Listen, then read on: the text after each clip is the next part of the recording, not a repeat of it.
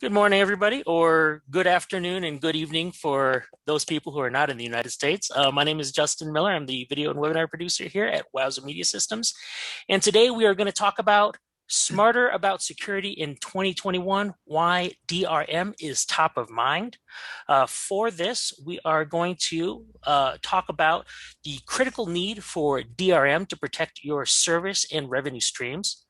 We'll discuss how simple it is to get started with DRM services, as well as do a walkthrough on the setup process. We'll look at how cloud-based services offer more comprehensive support for new technology standards while saving you money and time in the process. And we'll also look at tips for protecting your content and boosting revenue by leveraging DRM technology in Wowza Streaming Cloud and EZDRM. Before I introduce everybody, I would like to launch this poll right here. So if you guys have any questions, and my phone is going off, isn't that always great when that happens? If you have any questions, feel free to type your questions into the Q&A window. The Q&A window will be answered either by us directly, or we do have a support team standing by to answer your questions there too.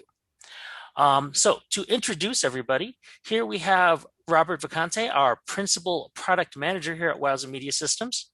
We have Olga Kornienko, the co-founder and COO of EZDRM. And we also have Mario Franco, the co-founder and CTO of Magycal. How is everybody doing today? Great, thank you, Justin. I'm going to end this poll really quick here. So let's just see what kind of answers. If you guys are curious, I always think people who are doing the poll would like to know the poll results too. That's just my personal opinion. So do you believe your services might currently be losing revenue due to lack of streaming protection? We got 63% saying no. It's interesting. Are you currently using a DRM solution? Also 75% say no. So this is a good time to start thinking about it, certainly. And with that, I am going to stop sharing these polls and let's turn it over, let's say, to Olga. Why don't we talk about why DRM is a critical business need? Thank you, Justin, and thank you everybody for joining us. I actually get this question a lot. Why is DRM so important? Hey, DRM provider, tell us, why do we need to use your services? I'm doing just fine without them, right? Well, I guess my first question is, do you put a lock on your front door? Do you put a lock on the front door of a brick and mortar store? Why would you do that? Why would you not let anybody come and go as they please and take whatever they want? Well, because you put in effort and energy and time, which we all know equates to money, into creating your business, producing content that you think would be engaging, interesting, and useful for your clients. And of course, you spend all this time acquiring your clients. Why would you then just give everything away? DRM would allow you to prevent A, theft of stream, and B, to actually be a tool you can use to control your business model and interact with your clients the way you would like to do that, as opposed to in any other fashion that anybody deems necessary. You can actually support your business model and you can do the business that you want to do, as opposed to having to worry about what your clients are doing. Obviously, the most important thing is also the fact that DRM is required by major studios. The major studios would not give you content if you don't have DRM. We as a business have spent a good amount of time helping our clients fill out questionnaires from major studios that say, what kind of DRM are you using? Which technologies are they? And who is your DRM provider? It also gets people thinking about their business model as a whole, and if they want to do subscription, or if they want to stream to browsers, or if they want to do native apps and things like that. And let's obviously not forget about the past year that we've lived in the world of everything must go online. DRM has allowed a lot of companies to reinvent themselves. We've spoken to a number of film festivals that used to be a brick and mortar situation. They used to have people come into a massive room, sit close to one another. Do we even know what that feels like nowadays? And watch a movie. Well, they can't do that now. They have to completely, totally change their business, and they have to reinvent themselves. And DRM allows them to protect the rights of the movie makers and directors that put in all their time and energy into a film that is now being protected and does not venture off into a completely different set of hands. Justin, can I have the next slide, please? So how do we get started with DRM? Wowza and EZDRM have been partners for, oh my God, a really long time. But we've always been partners on the streaming engine side of things.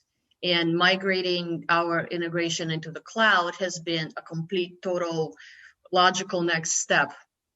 Because this integration allows you to make your content secure in a very cost-effective, seamless way.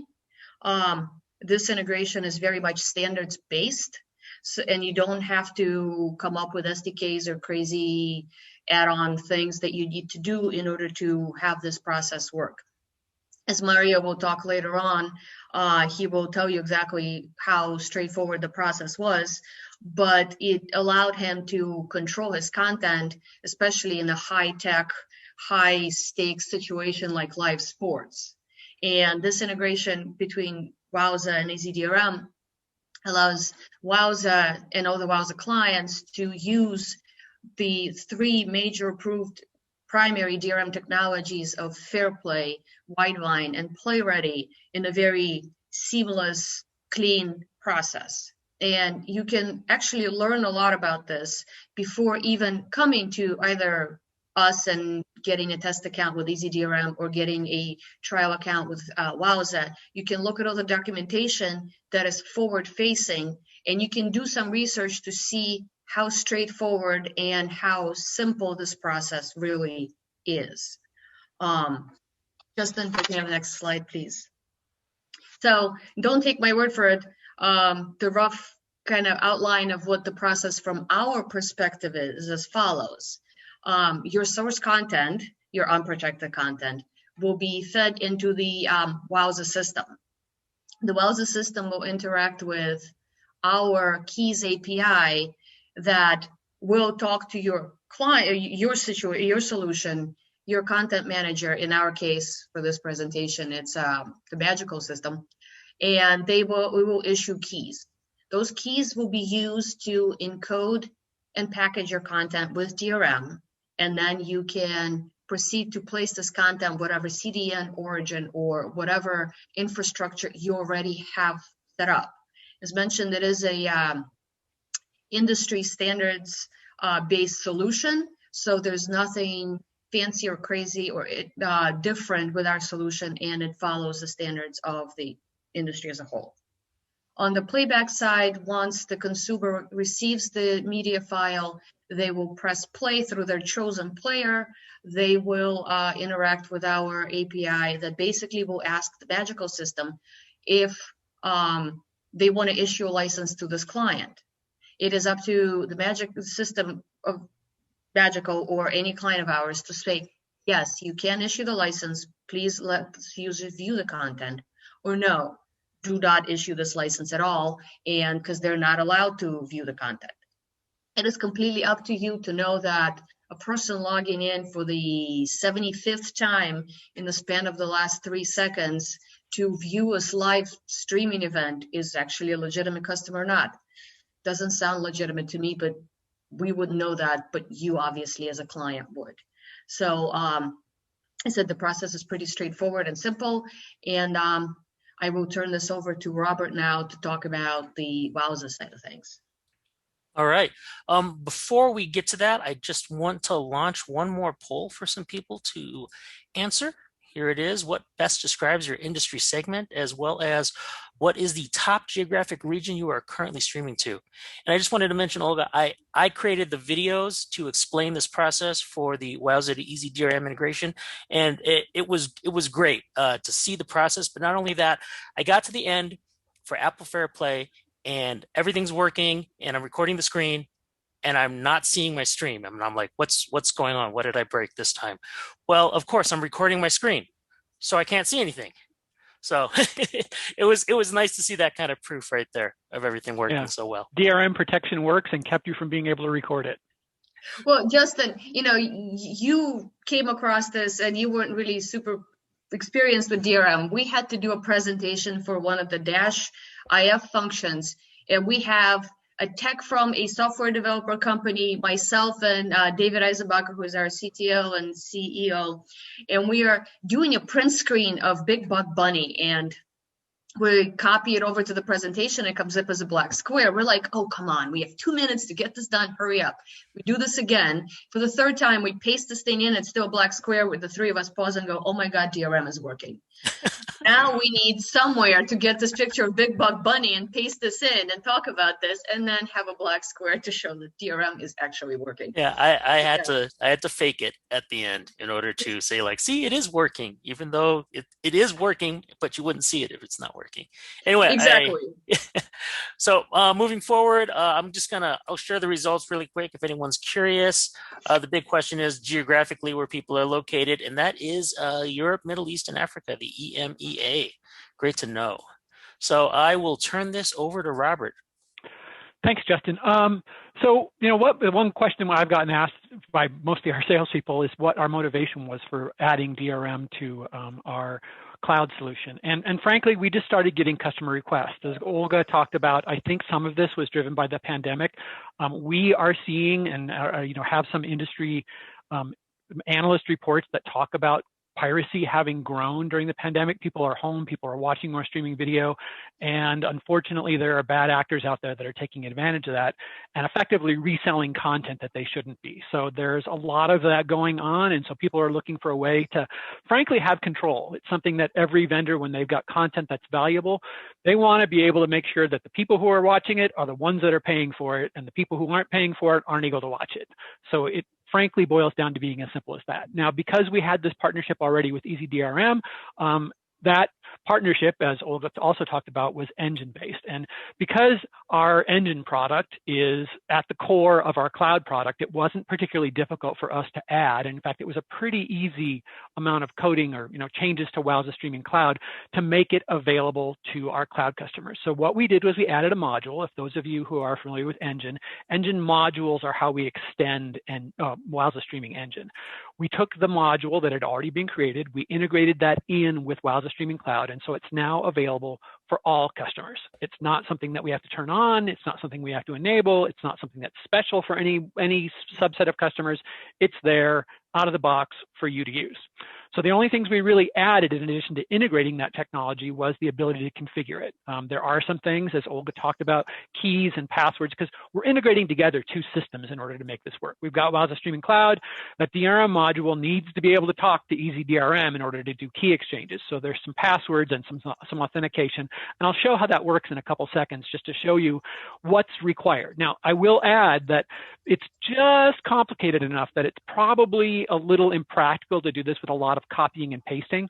So this is something that is driven by API. The way that Mario implemented it, after you see my code, Mario, you may say, yes, that's exactly what we did, or you may say we did it slightly differently, but the steps are pretty straightforward. It's a minor addition to what you would normally do to drive creating a stream via API in Wowza Streaming Cloud with a couple additions, and I'll point that out.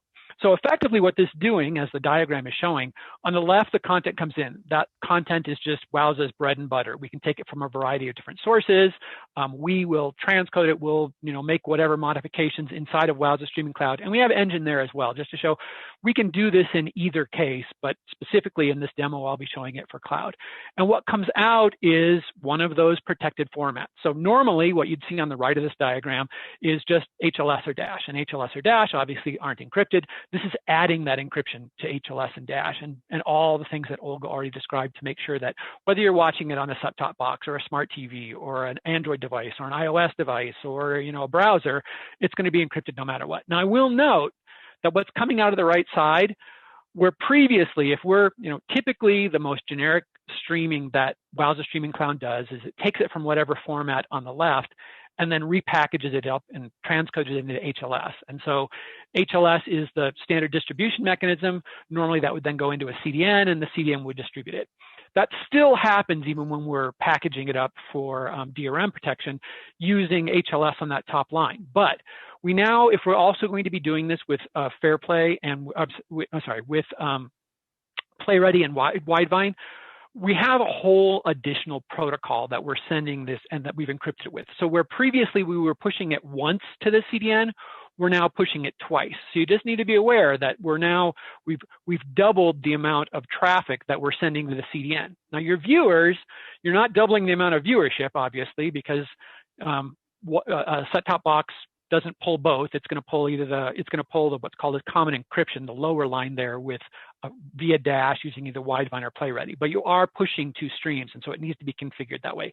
My demo, I chose to just do Widevine, but that would mean I can't target iOS devices. If somebody were watching or trying to run my demo on iOS, they wouldn't be able to do it. So what most customers are doing, and I know that Mario had to do, was you now have to create those two streams. It's very easy to do in Wowza Streaming Cloud, but you do have to distribute both of those. So that's the general approach that we have. This would be largely the same if you were doing it on Engine in terms of the approach. The APIs are different, and the integration would be left to you for being able to integrate with whatever your distribution mechanism is. Now, I would also note that you can also send these streams, just like any other Wowza stream, to other destinations as well. You're not limited to just our CDN, but you do have to choose, if you're going to DRM protect these, which mechanisms you're going to use.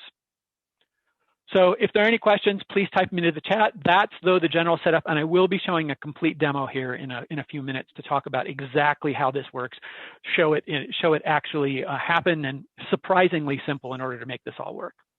Great. We actually do have some questions, Robert. One question came in, and I'm going to phrase it a little differently.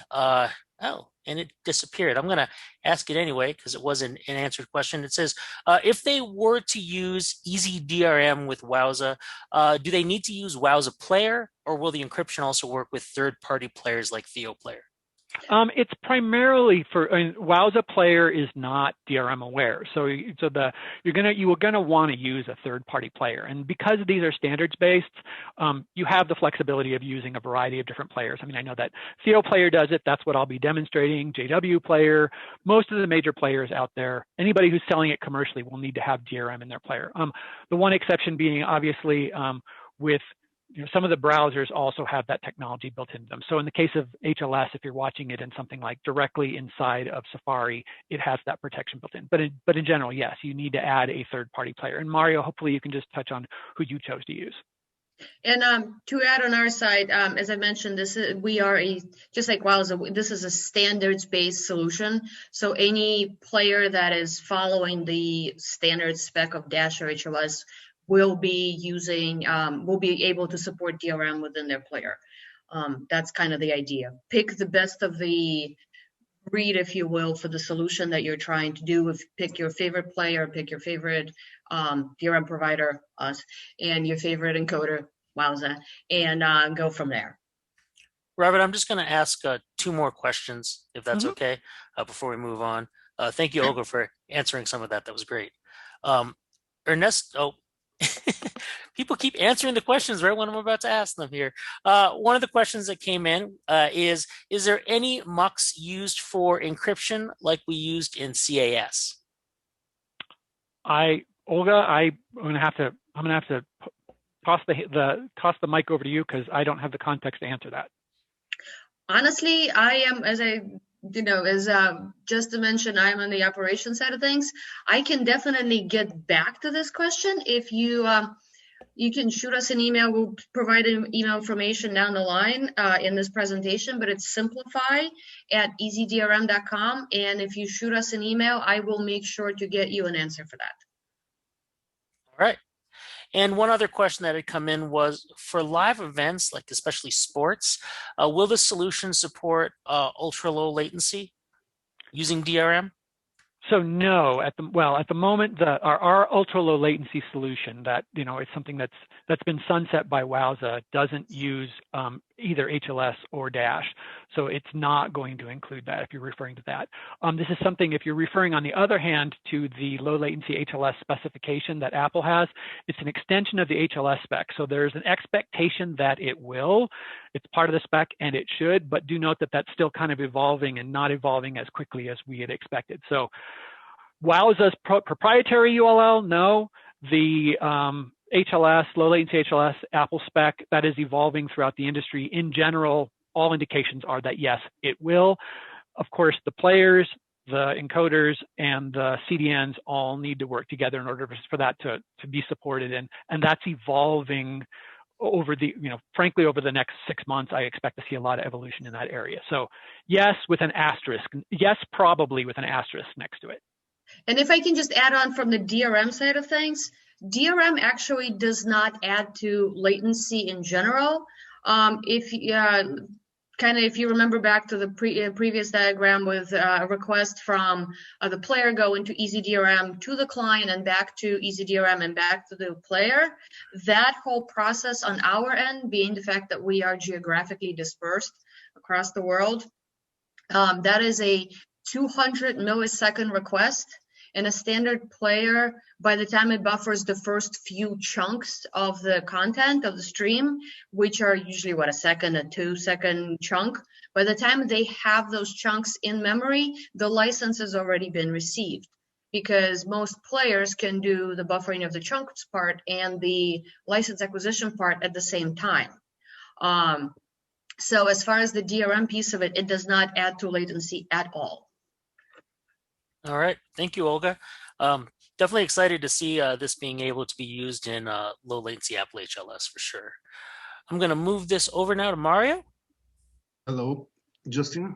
I'm going to give a brief introduction about Magycal, because we all know what WOWSA does, and EZDRM, it's also in the name. So I'm just going to introduce Magycal. Magycal is a company in Lisbon that develops applications with interactivity for live events. That's the main focus. What we want is to add experience and extra information and extra functionality to the live shows, so that people can have a more experience, a rich experience when they are watching the live show.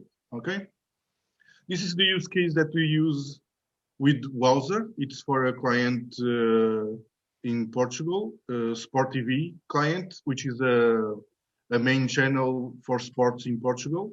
And like Olga said, has a demand from the content owners to have DRM in their streams because of piracy. Piracy is something that they experience all the time. So to be protected is something that is a must for them, or else they're going to lose information, they will lose money. They're going to lose contracts with the content owners because they are not protecting their streams, and that's a problem. And so that is something that was mandatory for us, and because of that, we had to have an agreement with WOWSA for this development. We already was using StreamCloud for normal streaming, and we wanted to integrate DRM with this. Okay, so our client didn't have DRM before. The process was a little more complicated because of that, because it was a migrate process from a stream without DRM with a stream with DRM. If it was made from scratch, it would be much more easier. But in this case, we had to change some protocols internally in our application, and had to adapt to that. Okay.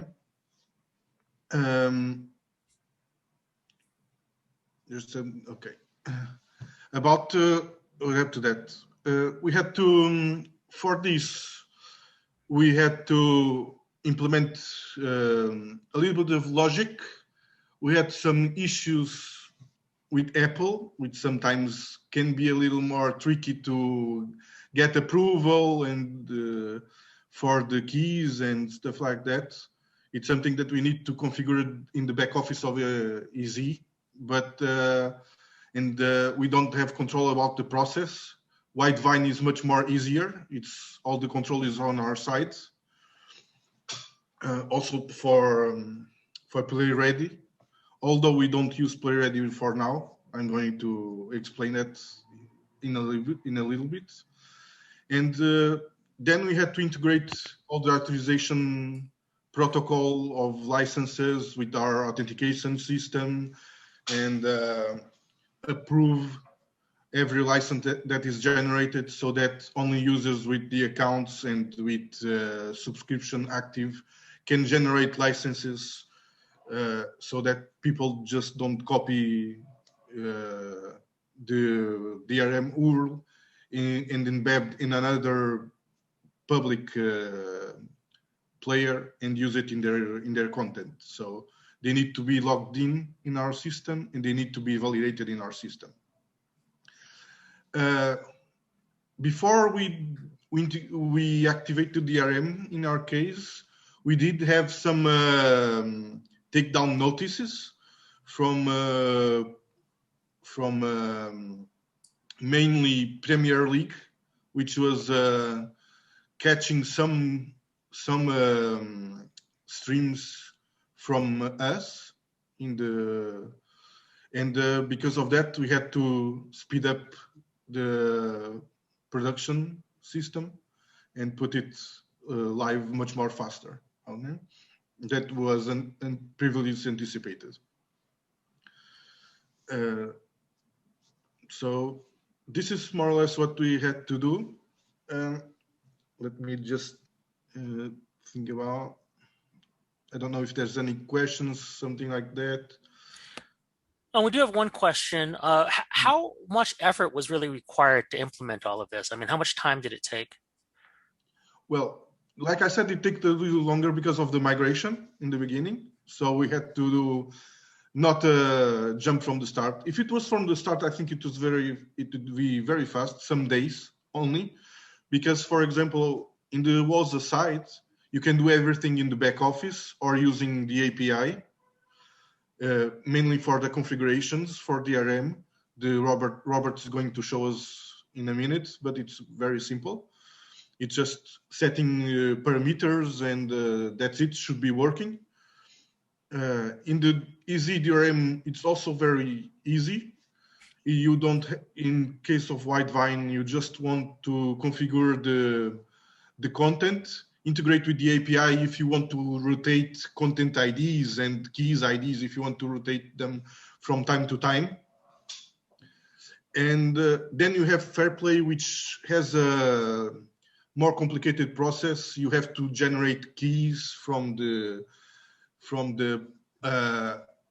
Apple side. Then you have to provide the keys to EZDRM, and they have to approve the keys, and the content owner has to send all the information to Apple in a document so that you can have those keys approved. So were your focus on Widevine and Fairplay? Did you use any of the other DRM flavors? We are going to use Play Ready also, and we are using it. But the main issue here is that Microsoft killed the Edge version that only supported Play Ready. And we don't support Internet Explorer 11, so we don't need to worry about that. And because of that, the new Edge version of Microsoft also supports Widevine.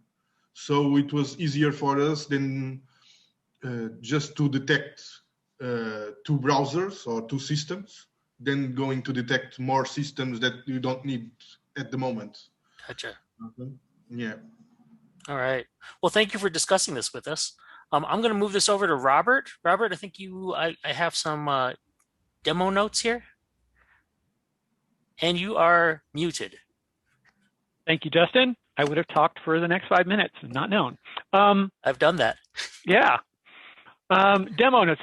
There's an app for that somewhere. You know, Zoom should like have a way that it hears you and it just makes your whole screen red so that you know you're doing it. So some notes about the demo I'm about to do. You know, it is a demo, so it has I simplified a handful of things. What I'm doing is I'm protecting content that's coming into cloud using EZDRM and using specifically Widevine, in part because, as Mario said, it's simpler and I don't have to work with Apple in order to do any additional key exchanges. I'm hitting a combination of Wowza and EZDRM endpoints. This is running from my Mac that's sitting here on my desk. But what I'm doing is I'm using a REST API to talk to Wowza, and then also hitting an HTTP endpoint for EZDRM and getting back in one case JSON and XML and just getting the information out of there that I need to exchange between the two of them. So this is really the glue that's holding it together and frankly starting up the stream. I will say that the vast majority of this is exactly what it would be if I were just starting a stream without DRM, and I'll just highlight the areas that I had to add to it in order to be able to do DRM. As I mentioned, I did this in Python. It would be similar no matter what you would do it in. I tested it first with Postman, some of the requests that I was making via REST. If they're, whatever language of your choice is, of course, REST kind of universalizes everything, and the HTTP request that you make to Magical should be capable from any language as well. The demos, I do have, I'm using keys and passwords. Note, that's not what we would generally recommend. There's HMAC authentication that is more secure. For simplicity, I did it with those. For testing, for building things, that's fine. But in general, HMAC provides another layer of security. So if you do use this code or take screenshots or do whatever with the code, I would encourage you in production to use a slightly improved version of security with HMAC. And then finally, Theo Player is what I'm going to be showing the playback in. And that I'm just going to configure manually, and you'll see me doing that. So go ahead and advance the slide. This is generally the flow that we're following here, and I've got these numbers. So first, what I'm going to do is go to EZDRM and generate some keys. What I'm going to get back is this set of things, and we don't need to talk specifically about all of what those are, but I'm going to get back the information that I need now to configure Wowza. So the very first call goes out, EZDRM, tell me what I need to know. I've got a stream. I need some key information. Give that to me so I can use it in Wowza to configure that module that I already referred to. So secondarily, then I go over and I say, okay, Wowza, I want to create a stream, and I pass it information about creating a stream. This is the same whether I was doing DRM or not. Create the stream for me. And Wowza starts and diligently sets that up, and you'll see that happening. Then I tell it about the EZDRM information. I did that in a separate patch here. There are ways of doing it all in a single post, but I'm doing it in one single patch, or I'm doing it in a patch to break it out separately. So the patch will do, and for those of you who aren't familiar, this is common REST and HTTP. You do posts and patches and gets. These are just standard calls. And I apologize for those of you that don't have much coding experience. On the other hand, this is pretty simple code, I think, for most people that do have that if you've got developers in your organization. And then finally, after I've patched that and told it about the EZDRM information, I tell Wowza start the stream up, and everything else happens automatically. So at that point, all I need to do is go over to my player, and I'll show you how if I don't provide it information about where to get the key, it won't play. And if I do provide it, you'll be able to see it. So the only other caveat here is that to simplify it from a demo standpoint, I'm actually not pulling in live content. I'm using everyone's favorite Big Buck Bunny that Ola already mentioned, and I'm pulling it from a file. That just keeps me from having to have one more ball in the air with getting OBS running or something to stream and encoder pushing things in. So with that, let me share my screen to show you. And this is indeed code, but I will make this simple and won't go through this in great details. As I showed in the previous slide, this is the actual Python code I wrote to demonstrate DRM protecting some content using EZDRM with Wowza Streaming Cloud.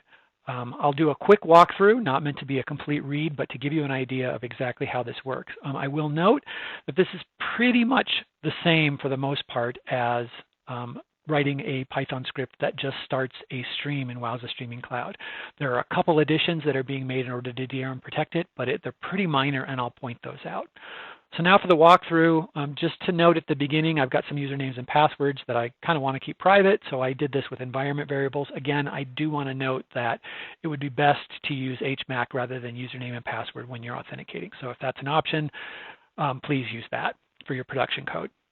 From there, this is the one call that I make to EZDRM using one of those usernames and passwords in order to get back an XML file that I can parse to pull out a content ID, a server URL, and a Laurel value. I'll note that since this is a Widevine demo, I won't be needing the Laurel value, but I got that because it would be needed if I was also doing play ready. From there, we move on to some pretty standard Wowza code. This is configuring a live stream and all the parameters that go along with that. The only things worth noting is, first of all, I'm cheating a little bit and using a file rather than also coming in from an encoder. It's just saving me the work of juggling running an encoder at the same time, something like OBS. And most importantly, I have to be using Dash because this is going to be a wide vine stream. I need to have Dash as an option as well, so it's important to include that. Making at this point the call with the previous payload, actually getting the stream created, and this is the part that is actually connecting together EZDRM and Wowza Streaming Cloud. So those values that I got previously, I need to pass on to Wowza Streaming Cloud. And so these are set using properties in Wowza Streaming Cloud, and I just pass those along using a patch. So here we have the payload of setting those values, and then finally the patch that's ultimately changing the transcoder that we've already created. At that point, it's 100% standard code. We go ahead and we create, or we start the stream that we just created. This will go ahead and start and does a little bit of error checking to make sure that it worked. And then I just added for myself a little bit of convenience that it verifies the startup. So it's going to sit there and just tell me when it's actually ready, so I know when that's available. And then finally, I print out the information I'll need in order to play back this stream. In the terminal window, I just need to type Python and the name of the Python script itself, and you'll see a lot of the same output that you probably could have seen in print statements in the code. Here we are trying to attempt a live stream. It's pretty quick. I got a 201 back that said it was successful. It went ahead and gathered the information from the patch for DRM, and again got a 200 for a response, and then tried to go ahead and start it. It started up nice and quickly, and then the stream is currently starting up. So we're checking, is it ready? Is it ready? And it's looping, and there we go. Everything is ready. So now we're going to need those two pieces of information in order to be able to show that this is actually working. So I'm going to grab this and then go over to my browser. Here we are on the Theo Player EZDRM demo page, and we just need to do a little bit of configuration. It's already properly set for the streaming protocol for MPEG-Dash. And now we're going to drop in that URL that we created. So there we go. We'll hit update, and now we'll go ahead and try to play this. And lo and behold, we haven't provided any of the license information, so it can't play it back. So this is the DRM protection at work. So to show that that same URL, though, is playable when it has a license appended to it, I'll go ahead and copy the URL for license acquisition URL and paste that down as well, do another update. Go ahead and hit play, and as you might expect, we've got our video playing just as we would expect. So let me stop that, and if there are any questions, please let me know or type them into the chat. We're going to be ending things right about now, but before we do, I definitely want to ask Olga, so at the end of the day, what does it cost to protect using DRM to protect a stream? Well, just like you, Wowza, post pricing on your website, we also post pricing on our site as well. Our pricing can be found under company. If you go to our EZDRM.com, company and then pricing, but the pricing is pretty straightforward. We charge $100 for fair play technology, and we charge $200, and this is a month, for the universal DRM technology. Universal DRM technology is CNC based over Dash, and it includes Play Ready, it includes Wine, and it also includes, for people streaming outside of the US, it also includes Huawei's Wise Play.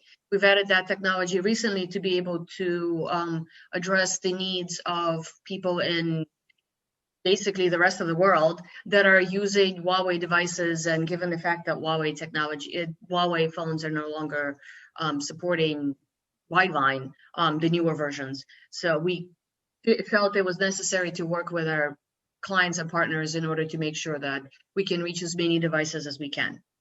But as I mentioned, it's a total, if you're using all 4 technologies, it's 300 hours a month, and it includes a number of licenses. And then from that point on, we charge on a per license or per 1,000 license basis. Okay, but that's for like if we have a site, or let's say you have 50 or 60 videos that you need to protect, that's all encompassing then. It is basically completely all-encompassing. We don't particularly pay attention if it's one video for 1,000 users or if it's 1,000 videos that is being watched by one user. For us, license is a permission to view the content, so that we don't actually charge anything on the encoding side. So our clients can prepare all of their content and work to get everything set up free of charge. We charge people and our clients on the part where the person actually gets to view the content. So when they pretty much pay you to view the video, you pay us for the key to view that video. You have some optimizations that if you share the content ID with several videos or live streams, you can also have persistent licenses with don't change with just one play, so you can give several plays with the same license, so it's an improvement on the cost. And something important that Robert said, it's very important, your price of the egress is going to increase because you're going to do 2 times egress of what you did before. So that's a big important price point that you have to take in account. Right. Yeah, that's on the Wowza side. Yeah, that's on the Wowza side, exactly. Yeah, and on the DRM side, as long as for us the cost obviously doesn't change because we charge on a specific play. Yeah. All right. Well, hey everyone, I want to thank you for coming and joining us in this webinar. Olga, Mario, Robert, thank you for being here to present. We definitely appreciate all this information. It's been great. Robert, I'm sorry for the problems, but you know, hopefully if people do have questions, we do have videos up that explain the entire process for using, I think, Fair Play and Widevine. Correct. We don't have them. We don't have everything listed out. Those are the 2 main ones. But if you have other questions, we have a great support team here to help you. And I'm sure EZDRM does as well. I've talked to them. They've been great. So again, please feel free to contact us if you do have any issues. So again. Yeah. And I wanted to add to that in regards to, I've mentioned before that you can get a test account with us and Wowza, and you can see documentation. And on our site under resources and documentation, you can actually see what it takes to implement this whole system from the EZDRM and the Wowza side right now. Right this very second, we have the engine posted. The cloud documentation is going up by the end of the week. We're just finalizing, making sure there are no typos and things like that. But if you want to see what actually takes to get all of this up and running, it's right there. Yeah, and we've done a similar thing where we've got all the Wowza information, and it's been published. We brought this out recently, but all the documentation is there as well. And your demo account is, if you have one, a trial account is enabled for being able to try this. The only limitation is that your stream can only be 15 minutes long, but all of the functionality for DRM will work. Yeah, and on our side, there's really no limitation as far as being able to test things and features. We do monitor the number of licenses being issued. With that said, if you wanted to do a stress test or whatnot, just let us know that you are going to do this, just so we know for license volume, and then go crazy. All right.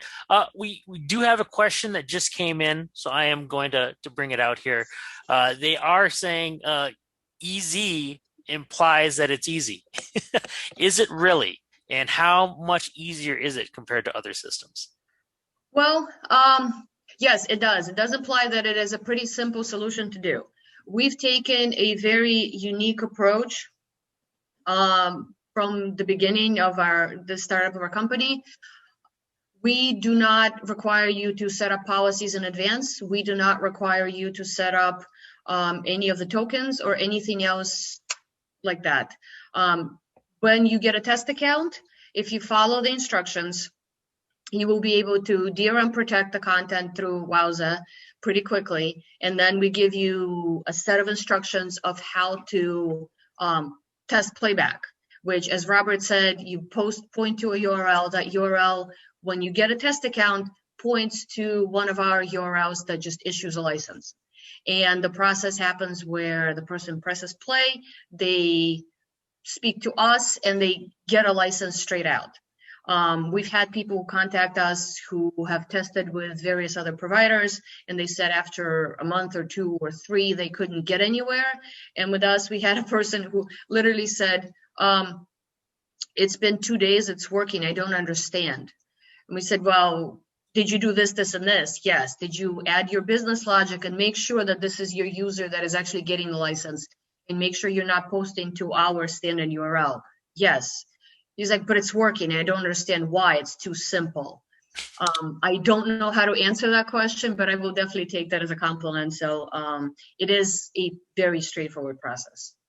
I'd say in making the videos, if they want to make it sound more difficult, the Widevine one was actually very easy for me. The Fair Play was a little more challenging, but that was mainly because I have to go to Apple to get certificates and place information to host certain information in order for the authentications to be verified. And it was Justin, what happens is with Fair Play, Apple believes that the content Apple takes the approach that the content is the property of the content owner, and thus it issues a Fair Play certificate to the content owner. That it takes a little bit of a process of just simply filling out paperwork and having an Apple developer account. right. Then that certificate, once you receive it as the content owner, you import into our system.